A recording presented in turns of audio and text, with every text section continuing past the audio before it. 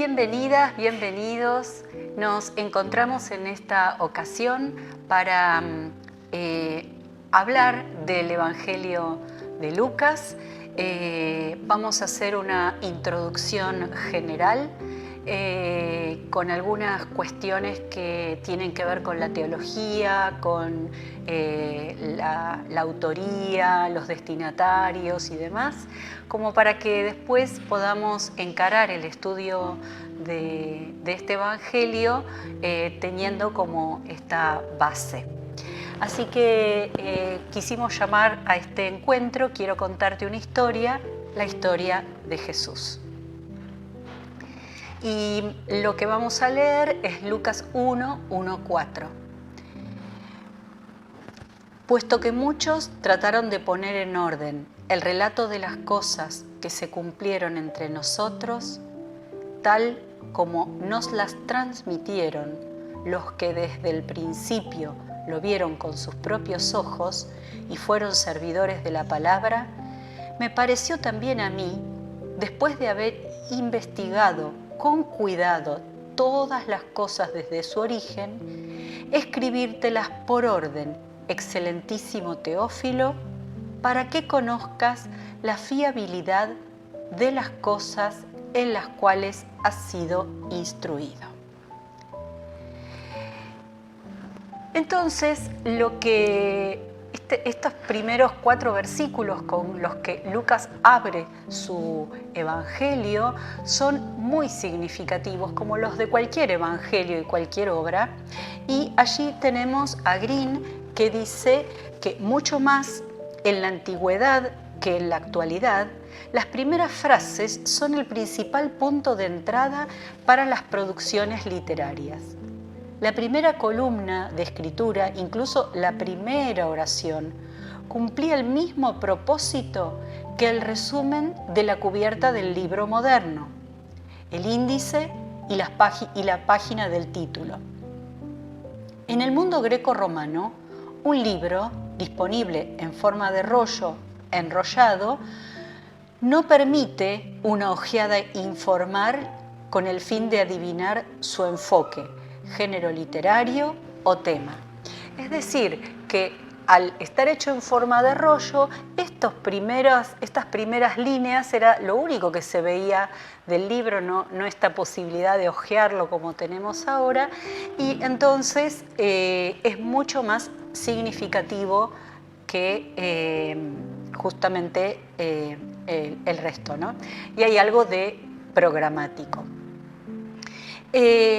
Entonces, queremos hacer un poquito de foco sobre algunos términos de estos primeros 4 versículos. La realidad es que el versículo 1 está súper cargado de ideas, el 2, el 3 y el 4 también, pero ya vamos a ver cómo, nos lo cuenta Lucas, ¿no? En primer lugar, muchos trataron de poner orden. ¿En dónde había que poner orden? Y la palabra que utiliza es diégesis, que es relato, ¿no? Sobre las cosas que habían vivido. Y cosas en griego es pragma, ¿no? Que son los hechos, los sucesos, los acontecimientos. Es decir, no son cosas, sino más bien sucesos, ¿no? Y después ustedes allí tienen el verbo pleroforeo, que es cumplir o llevar a cabo. Y ven que tiene la misma raíz de plenitud, ¿no? Entonces, estas cosas que se cumplieron, que se llevaron a cabo entre nosotros, que están verdaderamente ya realizadas. Así que este versículo 1 es bien importante. En el versículo 2 encontramos que cómo nos transmitieron desde el principio, y acá cita a 2 grupos, ¿no? Autóptai, que son los que ven con sus propios ojos. Muchas Biblias traducen como testigos, pero no es esa la palabra, tiene que ver con esto como óptico, ¿no? como que ven con sus autos, con sus propios ojos, están mirando, ¿no? Son esos los que les han transmitido parte de la información y además dice allí el otro grupo, los hyperetai, es decir, los servidores o ayudantes de la palabra, los que están al servicio de la palabra. Entonces me pareció, y ya estamos en el versículo 3, y acá aparece un verbo que es paracoluteo, que es investigar exhaustivamente, muy minuciosamente, para poder escribir en orden, excelentísimo Teófilo. En un ratito volvemos sobre Teófilo, vamos a dedicarle un poquito más de tiempo. Ahora estamos simplemente subrayando las palabras en griego que nos llaman la atención. Y el versículo 4 que cierra este parágrafo es para que conozcas asfaleia, es decir, la fiabilidad, la seguridad. Esto que recibiste, fíjate que es confiable. Podés creer en esto porque es verdaderamente confiable. Y después la palabra logos, por supuesto, como palabra o instrucción. Entonces, en Lucas 1:3 volvemos a el verbo este que mencionábamos recién, paracoluteo. No puede tener el sentido de aquel que ha indagado, llevado adelante una búsqueda, se informó o investigó asuntos o sucesos como alguien que necesita adquirir información o familiaridad básica con los hechos.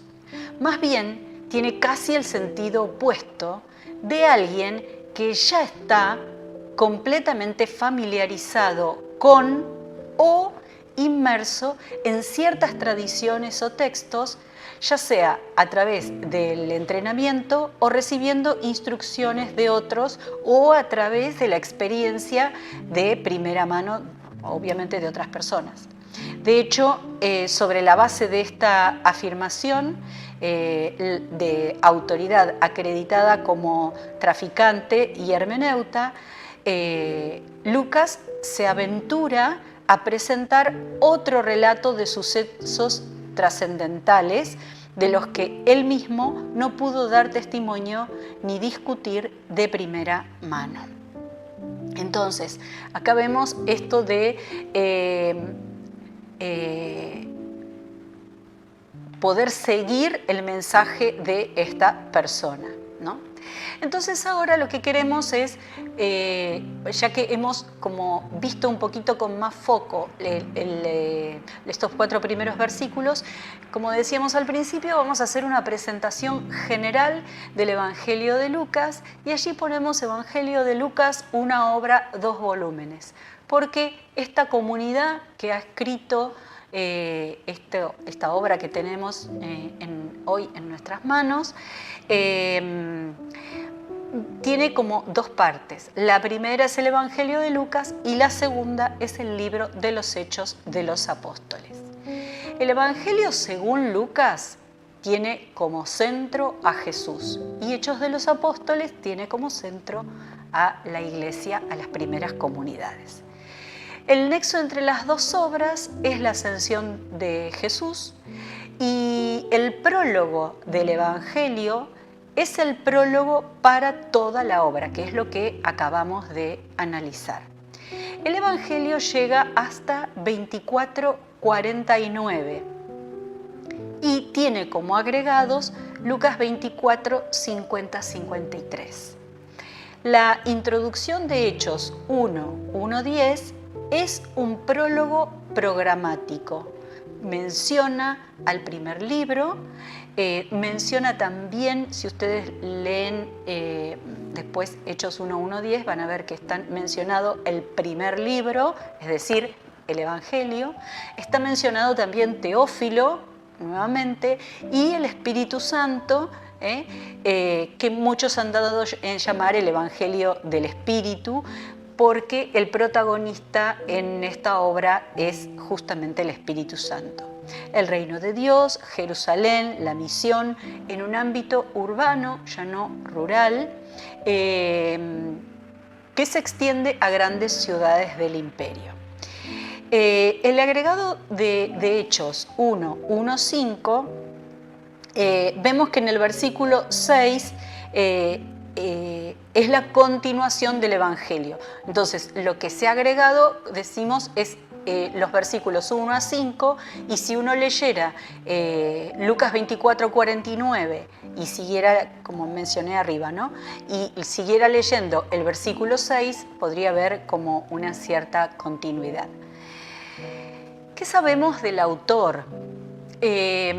Sabemos que hay una introducción en primera persona. Nuevamente volvemos al versículo 3. No se lo menciona en ningún lugar, no hay referencias con respecto al autor.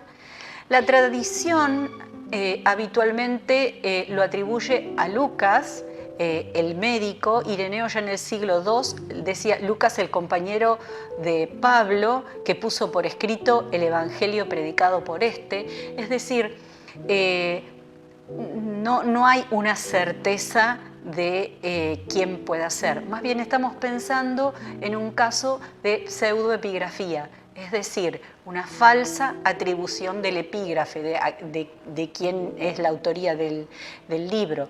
Y esto en nuestros tiempos a lo mejor puede hacer un poco de ruido, pero en realidad lo que hacían estas comunidades era atribuirle su escrito a una persona importante, alguna personalidad de renombre, como para que el texto pudiera llamar la atención y ser leído. La intención fundamental era transmitir la fe. Entonces, ¿cómo hago para transmitir la fe? Bueno, tengo que decir que lo escribió otro, sí, no hay problema. Pero esto no pasa solamente en la literatura bíblica, sino que en toda la literatura en general también pasa algo parecido. Pero, ¿qué es lo que verdaderamente sabemos sobre el autor? Que es de cultura helenística, de origen gentil, con un estilo muy cuidado, tiene un muy buen griego, y este comienzo que hace es como el de muchas obras clásicas. Entonces nosotros vemos que quiere poner en orden, leíamos en los primeros versículos, quiere poner en orden todo lo que sabe, todo lo que han visto, los que han visto de primera mano y los que son servidores de la palabra. Entonces nos preguntamos si el autor tiene un interés histórico. Y la respuesta es que es probable que haya un interés histórico, pero más bien es histórico-teológico. Es decir, no tiene nuestra concepción de historia de ser fiel a los acontecimientos, que esos acontecimientos estén documentados, que haya cuestiones que avalen eso que se está afirmando, sino que en esta época no era ese el eje. Acá hay una intención teológica.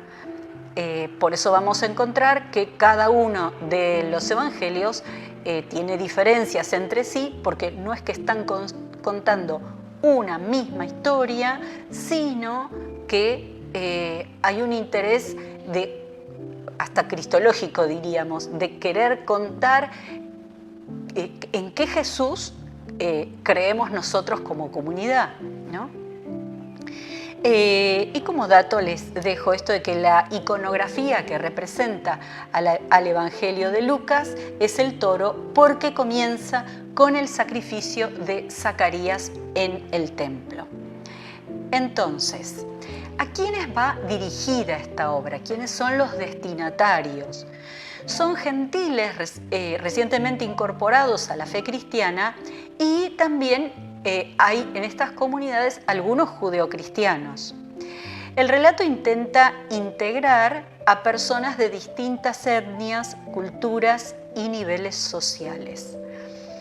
Cuando trabajemos sobre los próximos textos, vamos a ver que justamente uno de los temas son las desigualdades, ¿no? Los ricos y los pobres, las mujeres y los varones. Entonces siempre hay alguna situación de inequidad que Lucas, o la comunidad de Lucas, está tratando de atender. Y decíamos que íbamos a mirar un poquito más el tema de Teófilo. Bueno, este es el momento. Teófilo quiere decir amigo de Dios. Teos, Dios, filos, amigo. Y nos preguntamos si es un nombre real o es simbólico, ¿no? En este sentido, ¿existió verdaderamente un Teófilo a quien esta comunidad se dirigía? ¿O tiene un valor simbólico invitando a todos los que quieren ser amigos de Dios a leer este relato ordenado, ¿no? Por eso nos preguntamos si podemos ser nosotras o nosotros, ¿no? Lo curioso es que este Teófilo está acompañado por la palabra excelentísimo. En algunas traducciones también encontrarán dignísimo Teófilo o algo por el estilo, ¿no? Las posibilidades acá son de que esté dirigido a un funcionario del imperio, porque a lo mejor tenía la intención de defender al cristianismo de la acusación de ser una secta subversiva. Y para que fuera aceptado por la gentilidad, entonces le escribe a este alto dignatario como para que logre el favor de su entorno. Esta es una de las posibilidades, ¿no? Teófilo, por supuesto, es el otro personaje misterioso del prefacio, nos dice Miller, a quien se dedicó el tercer evangelio y quizá también su patrón. El significado de su nombre, amante de Dios, tiene un significado simbólico y por lo tanto podría postularse como representante de un público más amplio de lectores gentilcristianos. Sin embargo, lo más probable es que fuera una persona real que conociera al menos a Lucas. La publicación de obras escritas en el siglo I se realizaba casi en su totalidad a través de las redes sociales, círculos de élite, relaciones patrón-cliente, escuelas técnicas y familiares, amigos y socios comerciales. El propósito principal de la dedicatoria dentro de un prefacio parece haber sido la oportunidad de llegar a una audiencia más amplia a través de varios medios. Estaba vinculado muy a menudo con el deseo de fijar una tradición fluida al depositar una forma definida del texto al cuidado y probablemente en la biblioteca de un mecenas. De esta manera, no solo se conservaría una obra para futuras referencias y copias, sino que él o la patrocinador o patrocinadora también podría proporcionar un espacio para la presentación pública y la discusión de la obra e introducir al autor, autora, en sus diversas redes de amistad. No hay indicios de que se supusiera que el dedicado era el único lector previsto. Entonces, es un poco lo que decíamos, lo que nos señala Miller, que puede haber sido, como veíamos en la placa anterior, un nombre simbólico, pero también es posible que hubiera una relación de mecenazgo como para que esta obra justamente pudiera llegar a más personas. Con respecto al lugar y la época, el lugar no es posible precisarlo, pero sí podemos decir que es algún lugar helenizado del Imperio Romano. Allí tienen un poco todo el Mediterráneo y su entorno con el señalamiento del Imperio Romano, ¿no? Bueno, por lo menos en alguna época. En alguna época a lo mejor fue mayor o menor, bueno. Pero digamos.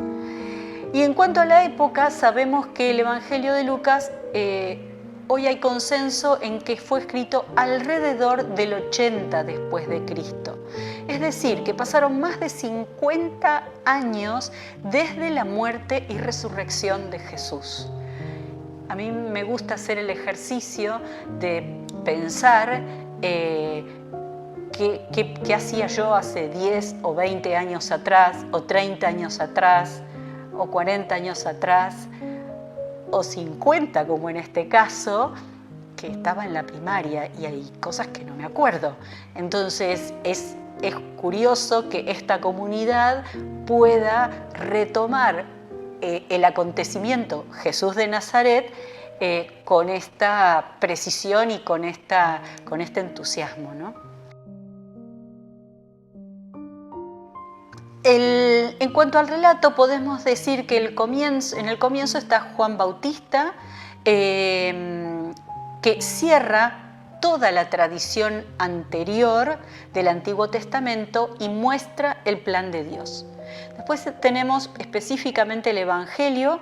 Jesús no sale a territorio pagano, solo en las aldeas camino a Jerusalén, y en los Hechos de los Apóstoles no se desarrolla en Galilea, porque esa era la misión de Jesús y los discípulos llegarán hasta los confines de la tierra. La estructura del Evangelio, si recordamos la teoría de las fuentes que explican los sinópticos, sabemos que el primer Evangelio en haber sido escrito fue el de Marcos y que Mateo y Lucas toman elementos de Marcos, toman elementos de su propia tradición y toman elementos de la fuente de los dichos. Y lo que vemos es que Lucas sigue más de cerca la estructura de Marcos, de nacimiento, viaje a Jerusalén y muerte y resurrección en Jerusalén.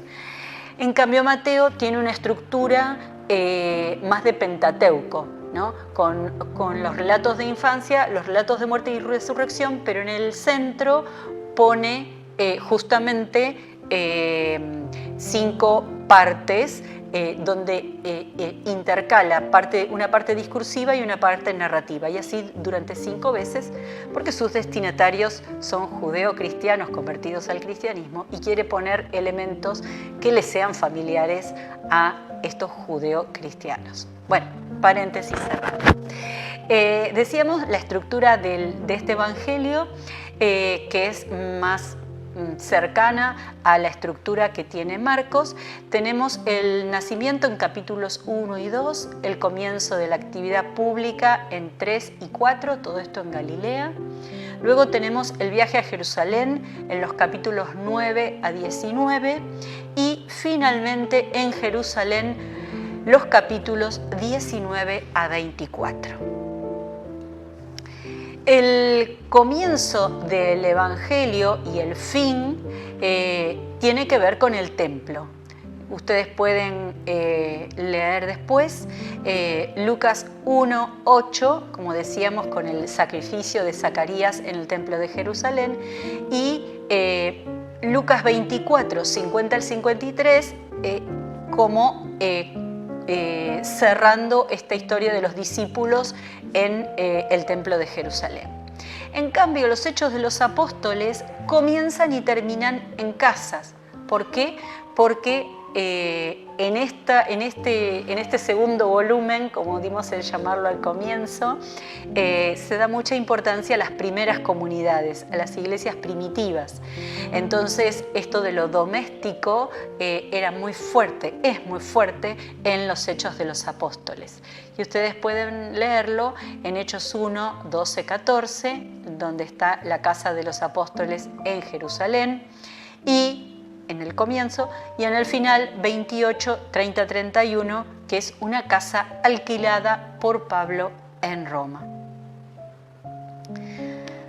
Hay algunos ejes que recorren toda la obra lucana, pero particularmente en el Evangelio lo que encontramos es la centralidad de las mujeres, y vemos allí en Lucas 1, 46-56, el tema de María. La preocupación, y muchas otras mujeres que son mencionadas a lo largo del Evangelio, ¿no? La preocupación por los pobres, como decíamos, hay distintas clases sociales entre los destinatarios en la comunidad. Entonces es ver cómo el mensaje de Jesús aplica a esta realidad concreta que tenemos de diversidad social dentro de la comunidad, ¿no?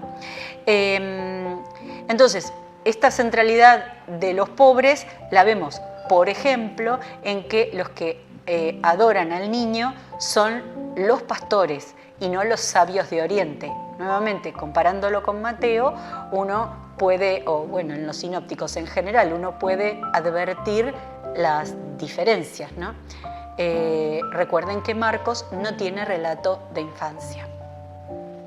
Otro de los ejes temáticos que es importante dentro de este Evangelio es el tema de la misión, ¿no? El mismo Jesús es presentado como un gran misionero. Y finalmente, podríamos marcar otros, pero finalmente vamos a poner al Espíritu, que personifica la íntima relación de Jesús con el Padre. Lucas es el Evangelio de la oración y otorga un lugar privilegiado a la acción del Espíritu. Podemos verlo en Lucas 4, 16, 22.